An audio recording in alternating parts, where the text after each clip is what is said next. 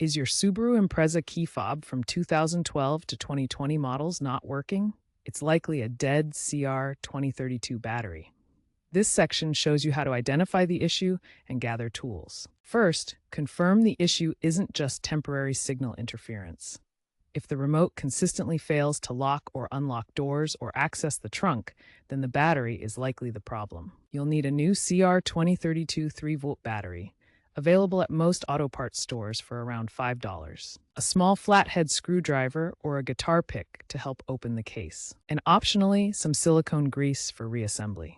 Older models may have cases that stick due to aged adhesive, so be patient during the process. First, insert a flathead screwdriver or guitar pick into the seam near the keyring hole on the key fob.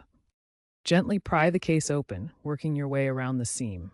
Be careful not to scratch the plastic. Remove the old CR2032 battery, noting the correct polarity with the positive side up. Insert the new battery, ensuring the positive side is up. If the terminals are corroded, clean them with rubbing alcohol. Snap the case back together and apply silicone grease to the seams for easier future openings. If the remote still doesn't work, reprogram the key fob by cycling the ignition or visit a Subaru dealer.